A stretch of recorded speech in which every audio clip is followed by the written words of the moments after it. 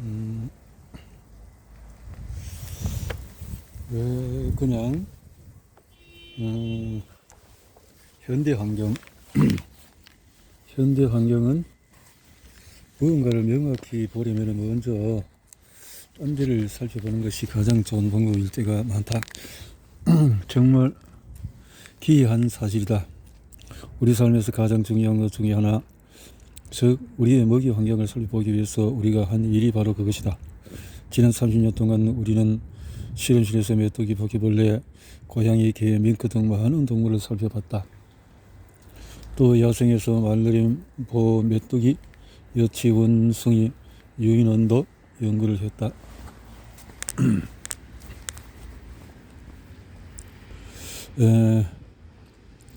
이제 우리 종에게로 돌아가면 그 핵심 질문을 전부 다 더 명확하게 볼 수 있다.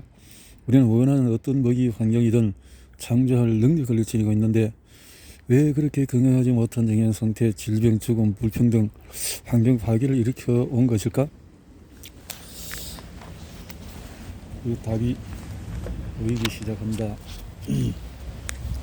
2015년 브라질에서 데이비드에게서 온 이메일이 현대 먹이 환경이 얼마나 유독해졌는지 이해하고자 하는 우리 탐구를 한 단계 진척시킨 중요한 계기가 되었다. 상파울로 대학교 저명한 공중보건 영양학자 카를로스 몬테이로 교수가 보낸 것이었다. 우리는 카를로스 연구진이 하는 연구를 일찍부터 알고 있었고 우리 논문에 인용하기도 했다. 그는 사람과 반려동물의 섭씨 양상을 연관지은 우리 논문을 읽고 자신의 연구와 관련 이성을 알아차렸다고 했다. 카를로스는 전 세계에서 식품의 종류와 비만의 관계를 연구해왔다. 그는 처음에는 브라질 이어서 미국을 포함한 여러 나라에서 명확한 패턴이 나타난 것을 보여주었다.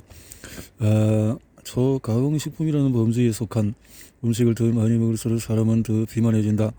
그리고 우리가 이미 알고 있듯이 비만이 심해질수록 당뇨, 심장질환 등등 사망의 위험이 커진다. 우리 건강에 이런 초가공식품을 무엇을 말할까?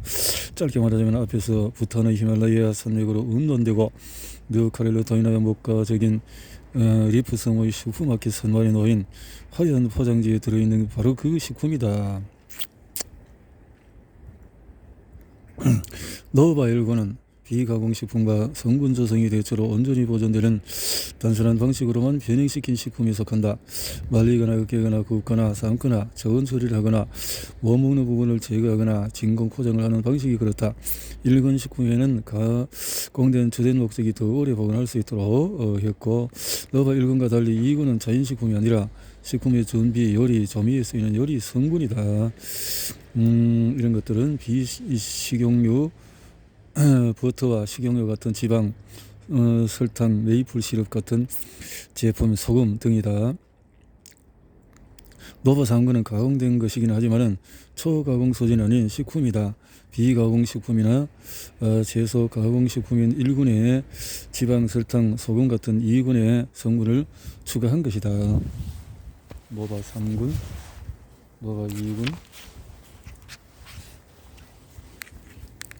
캔이나 병에 담은 콩, 채소, 과일, 생선, 통조림 등등 1위 3군에 속한 가공은 새로운 것이 아니다. 최초 인류 종이 진화하기도 전인 수만 년 전부터 있었던 것도 아니다. 앞장에서 살펴본 것과 같이 노바 2군은 요리 성분을 조절하고 그것을 비가공식품에 첨가해서 보존 기간을 늘리는 또 노바 3군은 일본보다 훨씬 더 나중에 출현했고 이렇게 해서 바로 여기에 노바 4군이 등장한다. 초가공식품이다. 이 범주는 최근에 등장했다. 대규모 산업이 발전하면서 섬유에서 철, 전기기관, 궁극적으로 동력 차량에 이르기까지 모든 것의 생산을 기계화하면서부터 이렇게 나왔다. 노바 4군의 식품은 어떤 것일까? 바로 식품이라고 여겨지지 않을 만큼 산업 공정을 철저히 가공된 것이다. 초가공 산업제품으로서 페인트, 샴푸와 전혀 다를 바 없다. 미용이나 개인 위생이 아니라 소비자의 입맛을 겨냥했다는 점만 다를 뿐이다. 대개 초가공식품의 제조는 커다란 기계에서 자연식품을 녹말, 당, 지방, 기름, 단백질, 섬유질 같은 성분으로 분리하는 것으로 시작한다. 여기에 들어가는 원료는 주로 옥수수, 콩, 밀, 사탕수수, 사탕물 같은 산업규모로 대량 재배한 고수학 작물과 집단 사육한 갓줄을 도살해서 갈거나 삶는 등의 처리를 한 사체다. 그 중에 일부는 가스 분해의 수소화 변형을 거친 뒤에 다른 물질과 결합한다. 그런 과정을 거쳐서 나온 산물은 유통기한을 늘리고 질감, 맛, 냄새, 겉모습을 바꾸기 위해서 예비튀기에 압출 성형이라는 산업 공정을 추가로 거친 뒤에 화학물질 첨가제도 추가되곤 한다.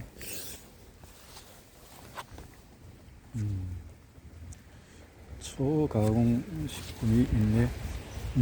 믿어지지 않겠지만 사실이다. 널리 알려진 초가공 식품을 하나의 예로 보면 아이스크림이다. 2016년 8월에 아이스크림, 초콜릿, 페인트, 샴푸 원료의 공통점 뭘까? 그 뒤에 있는 과학이다. 기사는 영국 케임브리지에 있는 다상 유등 연구소에 이렇게 페인트, 샴푸, 초콜릿 또 하나의 초가공 산물, 아이스크림 같은 제조에 이르기까지 여러 산업 공정에서 공통된 문제들을 어떻게 조사하고 있는지 설명을 했다. 석유, 산업. 아이스크림을 예로 보자. 아이스크림은 가정에서 그냥 크림, 설탕, 과일이나 다른 맛난 성분을 이용해서 만들 수 있다. 이제 대량 생산되어서 판매되는 아이스크림의 제조에 흔히 들어가는 성분이 뭔지 보자.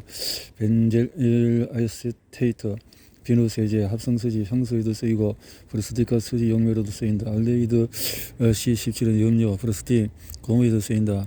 부티르 알데히드는 연료인 부탄가스에서 얻으며 살충제, 향수 제조에도 쓰인다. 피페로나는 예전에 병원에서 머린니를 제거하는 데 쓰였다. 그리고 판매되는 아이스크림은 우리 식단에서 미미한 지위에 있지 않다. 2018년 미국인들은 25kg의 아이스크림을 먹었다. 1인당 6kg이다. 그런 성분이 들어 아이스크림이 초가공식품이라는 범죄에 들어가는 중에 하나에 불과하다는 점을 생각하면 더욱 걱정스럽다. 마찬가지로 대량 생성되는 사탕, 초콜릿, 케이크, 빵, 피자, 칩, 식사, 대형 시리얼, 마요네즈, 케첩 등 이름을 할 수 없는 제품에도 들어간다. 2018년 오스트레일리아 판매된 포장식품 중에 61%는 노바 사군에 속한다. 이런 식품들이 우리에게 해를 끼칠지 여부는 중요한 질문이지만 아주 복잡한 질문이기도 하다. 그 중에는 해를 끼칠 수 있는 것도 있고 확실히 해를 끼치는 것도 있다. 2018년 10월 미국 의약국 FDA는 그전까지 초가공식품에 인공감미료로 쓰이던 8가지 첨가제를 금지했다. 동물 실험에서 암을 유발할 수 있던 증거가 나왔기 때문이다. 아크릴산, 에틸, 유틸, 메틸, 밀센, 피리딘, 스티리딘, 벤조페논 등등등 이런 것이 그리고 독자가 이를 읽을 때도 이런 화학물질이 여전히 식품에 대량으로 쓰일 수가 있다. 표기할 필요 없이 인공감미료라고 적기만 하면 되기 때문이다. 이 모든 성분은 첨가되는 식품에 자연적으로 들어있지 않다. 는 의미 인공적이다. 어떤 화학물질이 자연적으로 생긴다고 해서 반드시 안전하다는 의미는 아니다. 사실 미르센과 유제닐 등 자연적으로 생기는 많은 화학물질은 안전하지 않도록 진화한 것이다. 마찬가지로 어떤 화학물질이 어려운 이름을 지니고 식품에 인위적으로 첨가되는 것이라고 해서 또 그것이 머린니를 죽이거나 페인트를 만들거나 플라스틱을 제조하는 데 쓰인다고 해서 반드시 독성을 띈다는 의미도 아니다. 이소아밀 아세테이트를 예로 보자. 이런 것들이네. 또 가공식품 제조사들은 만들어낸 식품에 인위적으로 변형시킨 분자를 첨가함으로써 또 다른 경계도 넘는다. 인위적으로. 자명한 그 사례는 트랜스 지방이다. 트랜스 지방은 식물에서 얻은 건강한 불포화 기름에 앞서 말한 수소화 공정을 적용해서 산업적으로 생산한다. 불행히도 트랜스 지방은 그 바삭바삭하면서 오래가는 맛난 식품을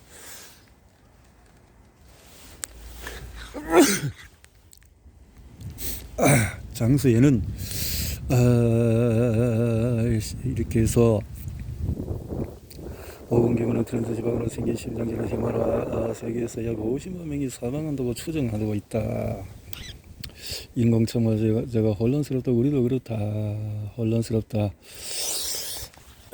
이렇게 많은 것들이 사용이 되고 있다 하는 거죠. 수백만 년에 걸쳐 지난 인간에게 섬세한 생리적인 특성을 이렇게 노출시켰다라는 거죠. 우리가 진행한 곤충 실험 목적은 영양소의 비율을 다양하게 조합한 혼합 물이 곤충에 어떤 영향을 미치는지 이해하는 것이었다. 자, 이런데 여기에 실험할 때는 잎 같은 진짜 먹이를 먹였는데 이 방식의 문제점은 먹이 대부분이 무수한 화학물질로 이루어져 있어서 연구 결과가 조사하는 어떤 특정한 영양소 때문인지 진정한 장애물이다 이런데 그렇지 연구하는 데 있어서 장애물이다라는 거죠. 그래서 이렇게 연구용으로 판매되는 제품들은 박테리아, 파지, 카제인, 달걀, 알부민, 모두 단백질, 스크로스, 덱스트린, 돌도, 탄수화물, 리놀렌산, 셀룰로스, 소화 안 되는 섬유질 이런 것들이었다. 이런 성분들을 이용해서 우리가 특수한 먹이를 고안할 수 있고 곤충을 대상으로 그런 먹이의 효과를 조사했다. 다시 말해서 우리는 과학 연구를 위해서 우리 나름의 초가공 식품을 만들었다. 우리 실험은 흥미로운 결과를 내놓았다. 곤충이 다양한 식단에 어떻게 반응하는지 알면 알수록 우리는 메뚜기의 생물학적인 특성을 더욱 조절해서 자연이 결코 의도하지 않은 결과를 내놓게 할 수 있었다. 우리는 메뚜기가 더 먹거나 덜 먹도록 하고 다른 먹이는 제쳐두고 특정한 먹이만 먹도록 하고 빨리 자르거나 느기에 자르게 하고 살찌거나 여위게 하고 알을 많이 낳거나 적게 낳게 하고 오래 살거나 일찍 죽게 하고 멀리까지 돌아다니거나 한자리에서 빈둥거리게 하고 등등 이렇게 결과를 얻을 수 있었다. 조정하는 것으로 우리는 별난 화학 물질을 먹이에 첨가하는 것이 아니라 그저 순수한 영양소들의 혼합 비율을 조절하면서 그 일을 해냈다. 이 실험을 계기로 우리는 사람의 식단을 생각하기에 이르렀다. 아직 답하지 못한 몇 가지 질문이 있었다. 실험할 때 단백질이 우리가 얼마나 많이 먹을지 결정한다는 것이 현실 세계에서도 그렇다는 의미는 아니었기 때문이다. 현실에서 우리는 슈퍼마켓 선반 요리책 식당 차림에서 원하는 식품을 고른다.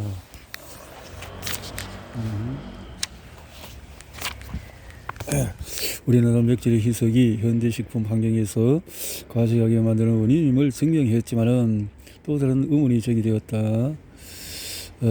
그렇다면 사람은 어떨까? 오랑우탄을 봤는데 우리에게 연락하고 몇 달 뒤에 카를로스 박사는 박사 과정 학생인 스틸과 함께 미국의 또 식단을 분석하는 일을 해보자고 제안했다. 이렇게 해서 참여 집단을 가지고 초가공식품으로 했는데 이 통계를 봤을 때 우리는 충격을 받았지만은 한편으로는 기회도 엿보았다. 자, 이렇게 미국인 전체의 57%가 되는데 이것이 초가공식품이었다는 거죠.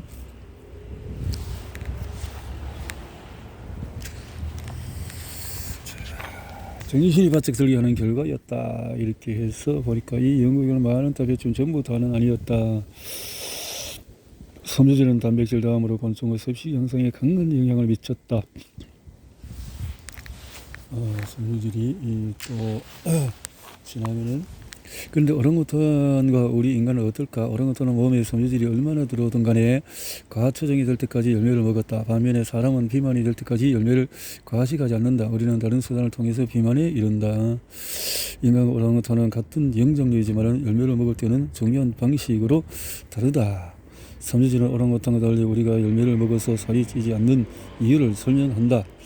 메뚜기가 우리 기분을 우울하게 만들었고 타다기 전에 메뚜기가 전하는 좋은 소식도 하나 있다고 말해두자. 우리가 먹이를 조작해서 탄수화물과 지방을 더 많이 먹도록 했을 때 메뚜기는 건강한 미량 영양소 또 등들을 많이 섭취하게 되었다. 이것이 초가공 식단이라는 먹구름 사이로 비치는 한 줄기 햇살이 될 수 있을까? 이런 상으로는 가능하다. 그러나 현실에서는 아니다. 미량 영양소가 들어가면 해독이 될까? 그 말인데요. 냉소적인 사람은 단백질 함량을 줄이고 섬유질을 제거하면 우리가 먹을 수 있는 초강식품의 양이 늘어날 테니 그것이 제품의 판매력을 늘리기 위한 영리한 전략일 것이라고 결론 내릴지도 모른다. 그럴 가능성도 있게 하겠지만 단백질 함량을 줄이는 또 다른 이유가 있다. 어떤 것이 있을까? 우리는 웰스 대학교의 로 브룩스 교수와 그 문제를 연구했다. 양쪽 나라에서 판매하는 106가지 상품으로 가성의 쇼핑 카트로 채웠다. 두 나라에서 결과는 동일했다. 지방 함량의 식품의 가격에 거의 영향을 미치지 않았다. 이 영양소의 한 열량 단위가 증가할 때 가격은 아주 조금 올랐다. 단백질 함량이 높아서 상품은 더 비쌌다. 놀랍게도 탄수화물은 사실상 가격을 떨어뜨렸다. 즉 탄수화물 함량이 높을수록 그 식품은 더 쌌다. 따라서 가공식품 제조사가 단백질에 인색하고 지방과 탄수화물의 후한 이유를 알 수가 있다. 생산비를 줄일 수 있기 때문이다. 여기서 우리는 고상한 메뚜기 사례로 등장한다. 따라서 초가공식품의 섬유질 함량을 줄이는 것이 제조사에 이익이 된다는 사실을 쉽게 알 수 있다. 제품을 더 맛있게 하니까. 우리가 메뚜기에서 관찰한 바로 그 효과는 역사상 가장 큰 건강 위기 중에 하나를 설명하는 데 도움이 된다. 바로 초가공식 의 출현.